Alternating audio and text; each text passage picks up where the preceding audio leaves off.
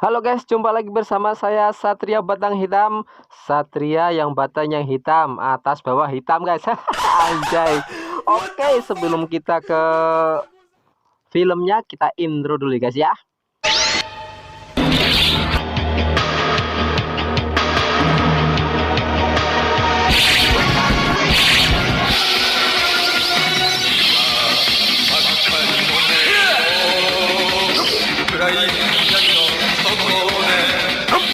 Satria Batang Hitam. Oke guys, langsung ke filmnya guys. Di sini diceritakan ada wanita bernama Amy yang sedang melarikan diri dari kerajaan karena dia mau dijodohkan dengan pria yang tidak disukainya guys.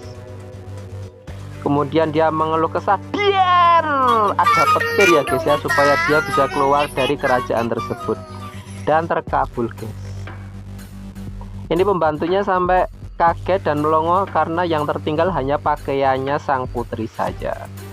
Scene pun berpindah, kita perkenalkan pemeran utama kita, namanya Jonathan, sang pembuat patung perempuan guys. Pemuda ini sangat unik guys, tetapi pekerjaannya lelet. Karena dia berjiwa seni, jadi pekerjaannya lelet.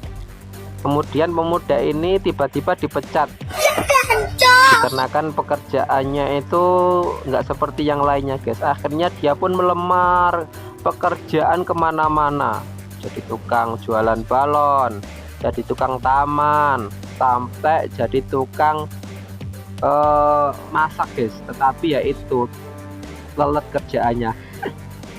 Anak soleh ini memang nasibnya lagi sial guys. Kemudian pada malam harinya, malam minggu ceritanya, dia menjemput ceweknya yang bernama Roxy.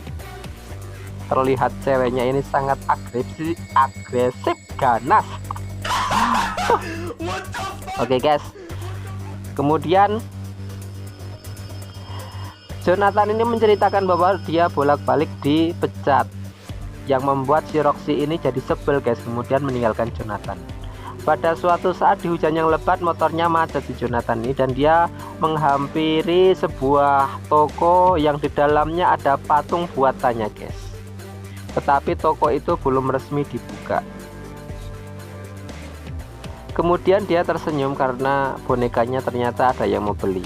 Seiring dengan senyumannya ada petir dan membuat motornya hidup lagi.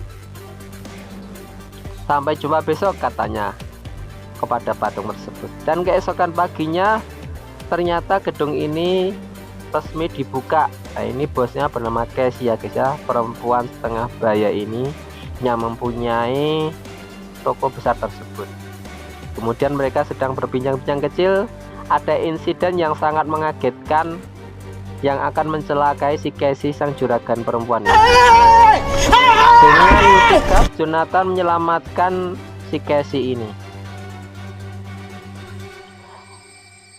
Dia merasa hutang budi dan dia bisa menawarkan apa saja yang dimau oleh si Jonathan. Si Jonathan cuma mau pekerjaan guys. Kemudian si Casey ini datang kepada si sekretarisnya, si Ricard, untuk menyuruhnya memberikan pekerjaan kepada Jonathan. Sang Jonathan pun diberikan pekerjaan antar barang-barang ya guys ya. Dan di situ di sela-sela pekerjaannya dia menghampiri patungnya buatannya sendiri, tapi dia kagum guys dengan kecantikannya. Tiba-tiba datanglah seorang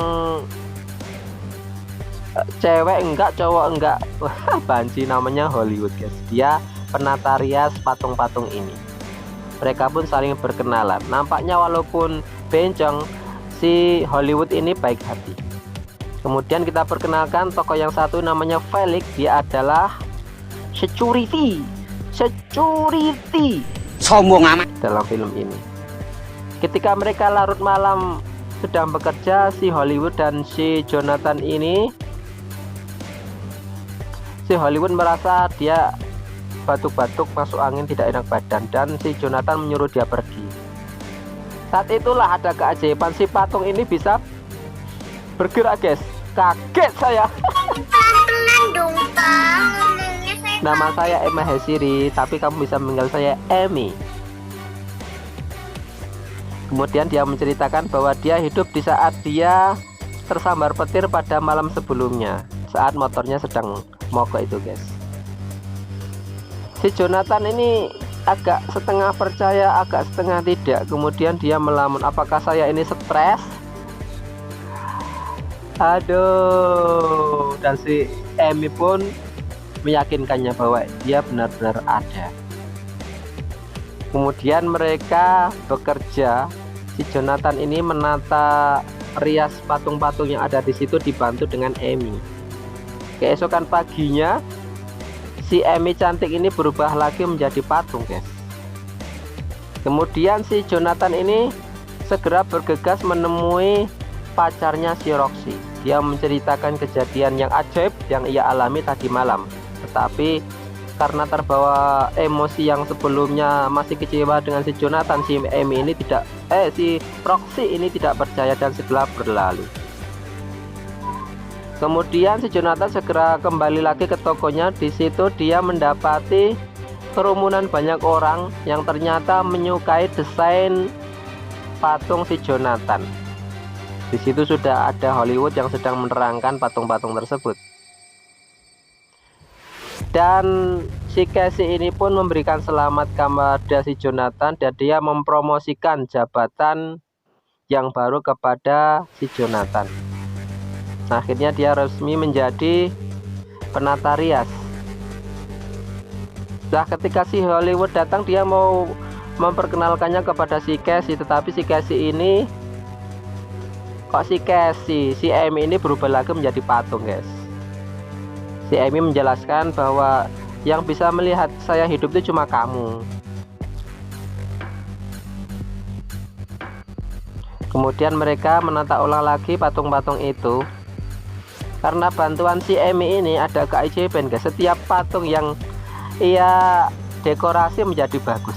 Tiba-tiba pada hari malam minggu paginya dia ditelepon si Roxy. Tiba-tiba dia manis guys. Oh, ternyata dia disetir sama si BJ, bos besar sebuah perusahaan yang bergerak di bidang patung juga guys. Kemudian mereka pun makan di restoran ketemuan guys. Kemudian si Roxy ini membujuk si Jonathan untuk bekerja di tempatnya si BJ tadi. Taulah si Jonathan bahwa si Roxy tidak tulus. Kemudian si Jonathan segera memutuskan hubungan mereka. Kita kembali ke Felix dan Richard.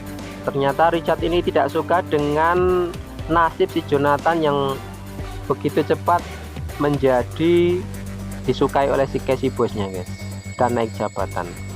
Si Felix ini kemudian menyelidiki, ternyata si Jonathan sedang berbicara dengan sebuah patung dan dia mau ditangkap, tetapi dia dibela oleh si Amy yang terbang menggunakan layangan dan menabrak